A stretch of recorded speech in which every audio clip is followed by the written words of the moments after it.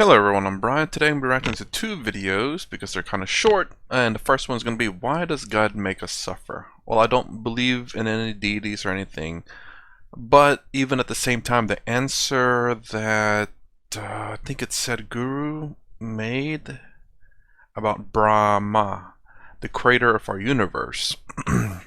Mind you, there's millions and millions of Brahmas, one for every universe, but I believe there's only one of, I believe, Vishnu and Krishna or something. I can't remember the two ones that are the only one. No, Shiva, I believe, and Vishnu. They're only one of those, but there are many Brahmas. There's one that lost his head because of Shiva. But anyways, and the explanation that was given there was actually the explanation that I kind of liked. It's something that I would use anyway, which is the fact that, Brahman didn't create suffering.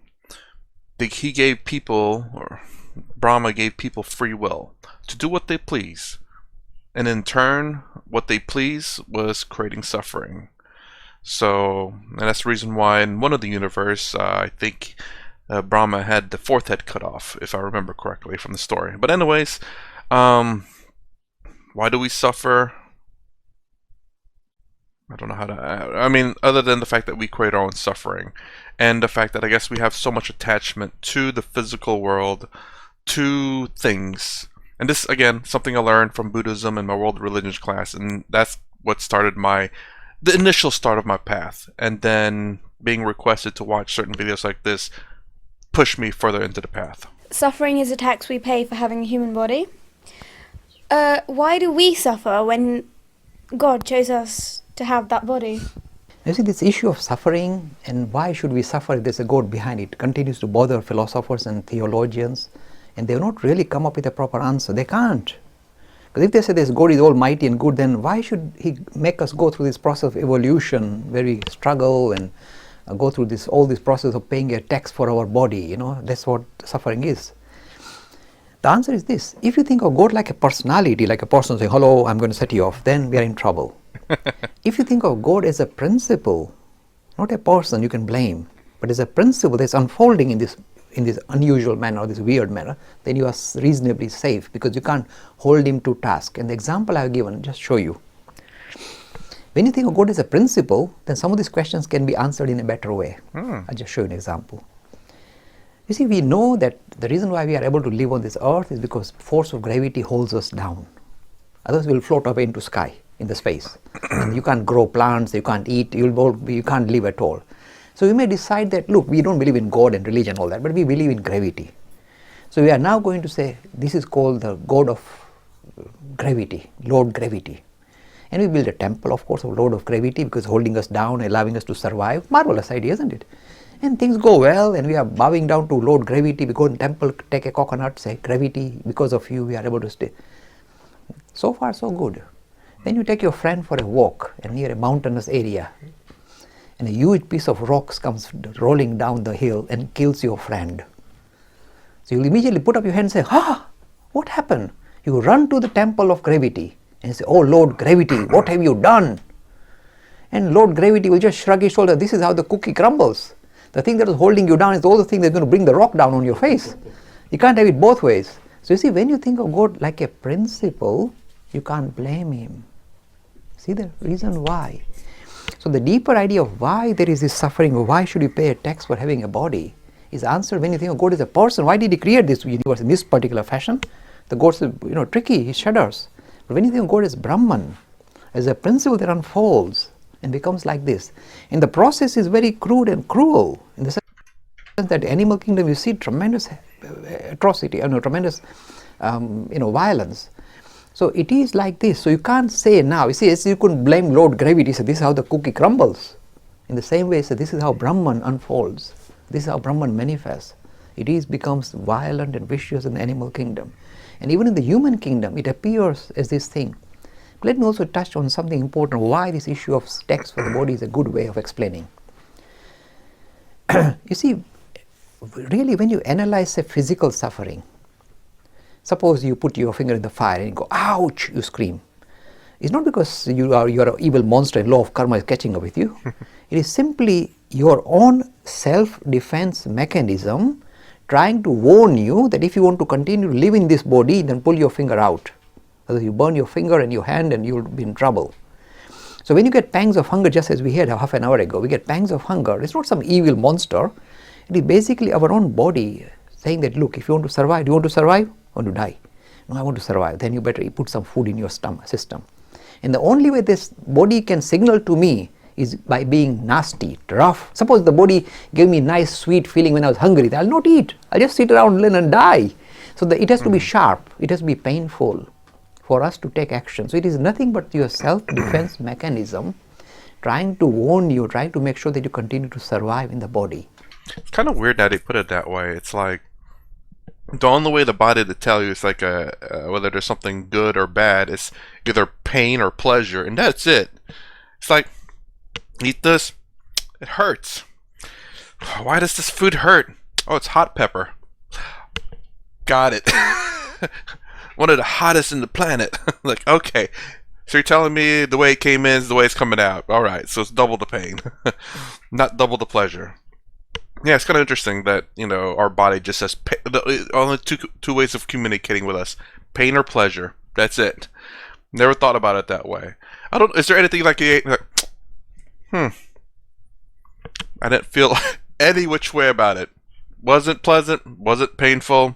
It was just meh, I guess. Is there something like that? Perhaps there is. But I think it always will lean one or the other. It's going to be pleasurable or painful. So when you explain like this, that's very sensible. So it's not that you've done something bad or evil. As soon as you enter the body or live through the body, the only way you can continue to live with the body is to pay a price. And the price is that you will get these pangs of hunger that will keep you continue to live in the body. And when you think like this, that's sensible. So it's not some external God who is kind of punishing me. It is simply because what is manifesting through the body is paying a price for it. There's a price to be paid, and that's why I call it tax for having a body. The only way to avoid the issue of suffering is to go from the idea of God as a personality to the idea of God as a principle, as Brahman. Then you are reasonably safe. Not that you answered everything, but you're reasonably safe. Very good. Very good. Okay. So, I mean, obviously, depending on, I suppose, if you do worship a deity, I'm wondering if every deities would inflict their own suffering in such a way. I don't know if it's different, but I obviously don't believe in any kind of deities or gods. But what he says here makes sense. You know, obviously we have pain and pleasure for survival. If it's painful, obviously we don't want it. If it's pleasure, obviously we want more of it. You know, eating ice cream, that's why it's so pleasurable, because it's super sweet and super fattening, and your body wants more of it.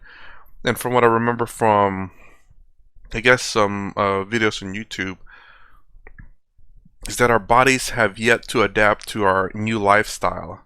So, so when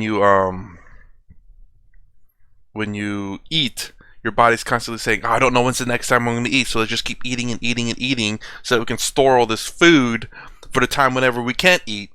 And you're constantly eating every single day, and your body just doesn't know when to turn it off because, I don't know, I know we're getting stuffy in here, but just in case. Anyways, I'm going to pause right here and I will start up the next one. Alright, so this is the next one. Why did God create Leela and Maya to cope with issues? So this one actually has CC, the other one did not. Let's go ahead and get started. Well, why did he create Leela and Maya? To cope with issues. That's interesting. Created Leela and Maya. Maya, the illusion of this world. Leela, I believe, if I remember reading the comments correctly, it's essentially Maya too. But this is a play that we're playing into. What's the point of God creating a world which is soon going to be destroyed? Okay, it's a very blunt question fired at every world religion and every system of thought. It says, why did God bother to create? Why? What was missing? What did this chap miss that he needed to create? Interesting. It's also an interesting question. I wonder if you can answer the questions like, well, why do you continue to eat when you're gonna die? Why do you continue to work if you're gonna die? You know, I don't want her to misunderstand the fact that, you know what, you're right, I'm just not gonna eat anymore. It's like, no, no, no, no, no, no, no. But, you know, you can answer the question, why do you eat? Because, you know, you're gonna die. Well, don't say it's necessarily out of pleasure, but it's pleasure because it helps you survive. We strive for pleasure, which I talked about in just a few minutes ago, but pleasure, things that help us survive is pleasurable. And there's a reason why we've survived this long, is because things, I just went in a circle there. So he gives all kinds of excuses, you know. I mean, in the Vedas, they said excuses that he was feeling lonely by himself. So he said, let's create, let's be many. But you know, that's still not a good answer. Think about it. It's not a good answer, because that means something was lacking. I mean, he feels lonely. God feeling lonely, this is terrible. It's like human beings. It's like us with desires and lonely. This is not a good answer. The good answer, why this creation? I will give you two answers. The one that Sri Ramakrishna gave, he said, look, why are you asking me? Go and ask God. I didn't create. And when God created, he didn't put me in the committee. So I don't know why he created. So I have no clue. You go and ask him. Now this is the way to push away the question. I'm not going to answer. You go and ask God. That's understandable. It's an honest answer, saying ask God. It's not meant for me. I was not in the committee when the creation process started. So he said, okay, Mr. Lakhani, I'll tell you why I'm creating. So I don't know. Ask God. This is a simple answer. The real answer is this in the Hindu religion. Philosophical answer. Very honest answer. This comes from Swami Vivekananda. He said, to the blunt question of why this creation, there's a blunt answer. And the blunt answer is really the same as Ramakrishna gave, but slightly more rough. He says, I don't know. You say, there's an answer? Yes. There is a disjoint here between this perfect, pristine Brahman and the world that we see. There's a disjoint. How can this thing that's ever perfect become imperfect like this, or scattered like this, to all these living things and all this harshness? How can this be? How do you reconcile? And it always remains disjoint. That's why Swami Vivekananda said it will remain unanswerable. Unanswerable. But you see, that is still not good enough for us. We must need a way of dealing with it. How do you deal with it? How do you try and relate to it? Two ways you relate to it. And the two words Hinduism throws out to explain why creation. It doesn't really give the answer. It says, basically says, I don't know, but it tries to say, let's deal with it. How do we live with this creation rather than answer the question? It's with two words. The words are Leela and Maya. The word Leela says, it is God alone who is just messing about, Leela, playing. It is God alone who has become the animals who are eating each other, tearing each other apart. It is God alone who has become you and me. It is God alone who is creating and messing about in all the living forms. God alone taking on all these forms. It is just a play. You say play is a harsh play. The animal carrying each other, that woman lost her son and she's crying. That's a play, you think? That's Leela? Yes, on one side God is crying, on the other side is laughing. The same God playing, taking on all the roles. In one place is crying, in one place is laughing. So you see this in the Bhagavad Gita. The same God, the idea of the same God. Not as a super being, but in a way living through all these human beings. You see, the idea of Virat Swarup is that. The idea of God in all these forms. This is one answer called Leela. It doesn't say the why creation, it simply says how to deal with creation. The second answer that comes from Advaita Vedanta is the idea of Maya. This is the frightening answer, in a way unusual. It says there is no creation. There is no creation. What is all this then? It's just an appearance. Appearance. You see, when we explain Brahman, remember we said Brahman is underpinning, but it appears as the universe. We use the word appears. We didn't say Brahman becomes the universe. Because then all the problems of the universe become the problem of Brahman, because that is part and parcel of Brahman. We say it appears, means it is not really that, it appears. So the second answer is, there is no universe, there is no creation. You say, but this in front of me, oh, that's just an appearance. But that's true. We say, but the question is so pointed, that's true in appearance. But this is like, you're putting me off. But the thing is, and a person who is critical of religion says, this is a cop-out. You're running away from answering the question. And when he does this, someone says, yes, that's why I told you there is no answer. See? Very honest. Hinduism is honest. It won't say, oh, God is saying that, okay, I create you so you can love me more. Why should he do that? He can click his finger, you love him anyway. You don't need to create and go through this process. So it doesn't make sense. You mustn't give a waffle. The answer is blunt and don't know. And you still push me and say, okay, I'll give you two words to play with. Leela and Maya. Just play with, that's all I can say. It's not an answer really. It's to explain away this disjoint. Okay. So that's to me, those are kind of the same, because obviously, in even in a Leela, even it's a play, even if everyone's God, in the same sense that everything is Brahman. I don't see two different answers there. I see the same ones. Let's see. One just says an appearance, one says it's real, but at the same time, both are real and both are appearance. Again, if in Maya this is an appearance in Brahman, as one of the commenters said, kept enforcing that. But I still don't see a distinction between an appearance in Brahman and this still being Brahman, because it's still the need for Brahman in order for the appearance to appear, and without Brahman there's no appearance. So at that point it's just technical verbiage, but you know, it's the same in my mind. But again, I can understand if there's that need for it, but for me there's not. And Leela, everything, by the way, video over with, so just me talking now. And in Leela, it's the same, where everything is God. So there is, again, no difference. It's just a matter of whether it's God that's creating everything or Brahman, which is everything. So I see there is a difference, but in my mind there's no difference. Just because one says a God and the other one is not a God, but I don't know how to describe consciousness, I suppose. I think that's what they say, that this is all just pure consciousness, Brahman. But nonetheless, all roughly the same, because I guess you could say even in the Leela that this is God's consciousness, this is God's power, all is one. There's nothing separate from God, like there's nothing separate from Brahman. So do explain to me if there is a difference. How would you explain that? Because again, in my mind, there's, again, aside from the fact there's God and then there's Brahman, and I think Brahman's not looked as a God, but just pure consciousness, whereas Leela is looked as God's creation, as everything is God. It's just a sheer fact, the fact that everything is one. Leela is all God. Brahman, Maya is all Brahman.